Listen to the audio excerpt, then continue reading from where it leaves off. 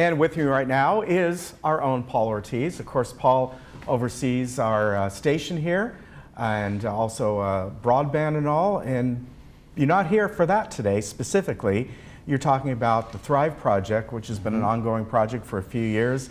It's headed currently by Beth Perrick. Right. And you're going to talk about a little of the history and some of the projects that they're doing that you're helping out with. Yeah, you know, the Thrive Project has been around for a little over 4 years now, and I've been the staff member for that project for quite some time now. You know, Dr. Beth Perrick and Doug Rook and Scott Marvel were one of the original people that were helping put this project together. And it was really based on the humans of New York. If any of you know the book and the photo blog that became very popular, I believe the gentleman in New York started in 2010, and now he has about 18,000 followers.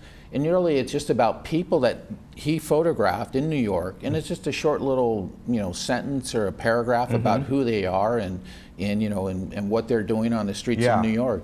It became pretty popular. So what this committee, or it's not a committee, it's a project, it's a task force. What we thought we would do is kind of bring the humans of New York to Laguna Woods. And there's so many different people that have experiences, and you know, in the professions that they had back in the, you know, in the day. It's amazing. Yeah, it's amazing. So why couldn't we do that here? And that was the concept: is kind of find people in the community that were thriving, you know, after their professional life, and kind of find out what they're doing here in the community. You know, might be in the elevator with somebody, and this guy could have been a fighter pilot or something like that. That's true, you just don't even realize it. So the Thrive Project is trying to find residents in the community, and they have found them. We found residents, a world-class triathlete that lives and actually still competes. Obviously, we have artists from all over the world that live here too, that still utilize our clubhouse for you know, art center. And then of course we have, you know, a resident that worked with Ansel Adams. And so that's right. Yeah, and those are. And he actually makes his own guitar too, which is just amazing.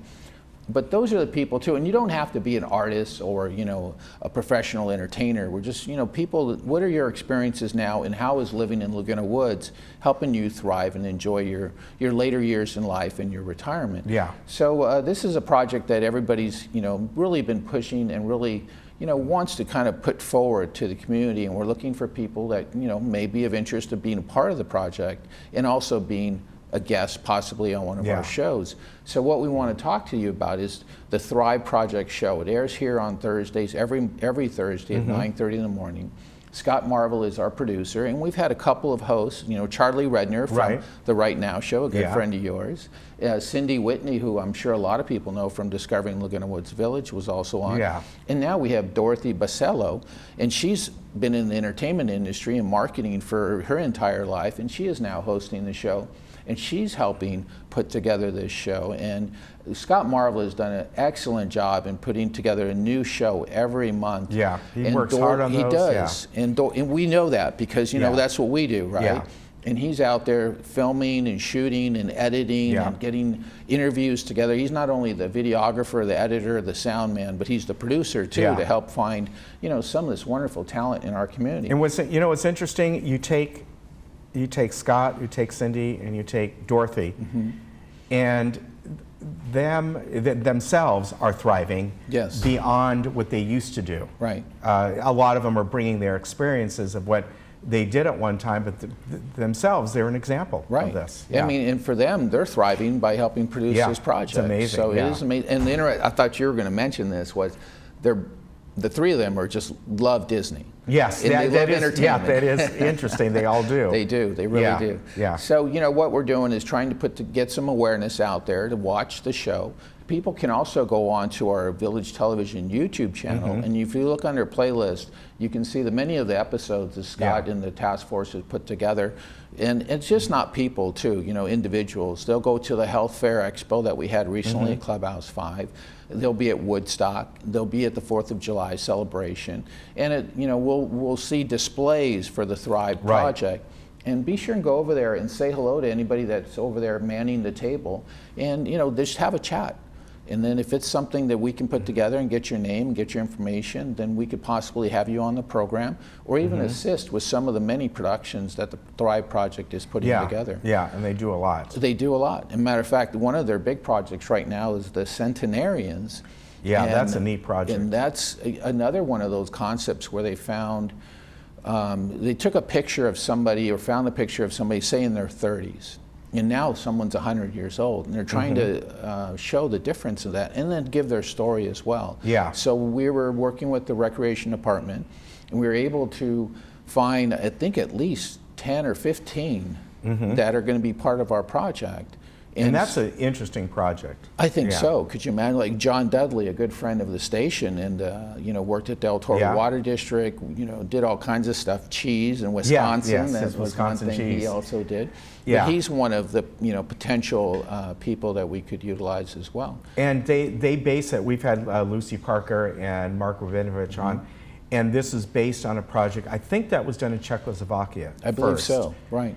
And it's really amazing. They've shown us a few pictures, and all of them are over 100, and they were saying there's, I don't know, 75, 80 folks living here in the village that are 100 or higher. Yeah, right. Yeah. And that's the interesting thing too, is they're trying to set the portrait so that it's very similar, and it's really it's really interesting to see that aging process and to really hear their story. Yeah. We had Irv, he had celebrated his birthday last year, the end of last year. 111, right? Yeah, he's 111 years old. Yeah. So those are the kind of experiences and people that we're really trying to bring forward in this project with centenarians. And Lucy Parker and Mark Rabinovich have done a fantastic job, and they're putting together some portraits, and then we'll have a display through the recreation department at some point later this year.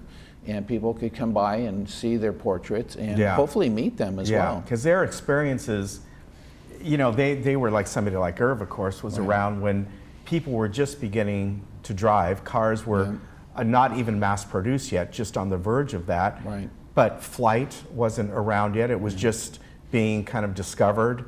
And then all the way to what we have today is just what they have seen is just incredible. Remarkable, right? And people talk now about before the internet, which wasn't that long ago. Yeah, they were like before electricity almost. I mean, it's amazing the life that they've lived, and now they're here and they're neighbors in our community, and we look forward to presenting them to the residents here in our community. So what we want to do is encourage people to contact Dr. Beth Perrick. She is the chair of the Thrive Project, and she's also the Golden Rain Foundation president right now. So give her contact information there is drbethperrick@gmail.com. If you want any more information regarding the Thrive Project and especially the Thrive Show, we can get you involved with Scott Marvel as well. And they are looking for some residents that might be able to help contribute to some of these projects, because, like the photo project, there's processing, there's frames, there's glass, there's a display that needs to be put together. So if anybody out there has a friend or a business that possibly could help contribute to the Thrive Project, be sure and contact Dr. Beth Perrick at gmail.com. And hopefully we can start really pushing this project, because it's been about 4 years really since the conception of it. And I think right now we're just starting to find our traction and find kind of our focus on what we're really trying to present to the community. Yeah, so definitely do that. And for some reason you forget her email, you can always contact us here and we'll put you in touch. Or if you're in the building, you walk up here, we can give you her email and get you all connected up. Because it's a neat project. I think so too. Really, and we forget that all the experiences these people have had. Right. And it's kind of neat too, because they can share it with their family and friends that don't live in the community and maybe live throughout places throughout the world, and can have that experience, and we'll put it together for them. All right, very good. Thank you very much for coming on, and we'll be right back.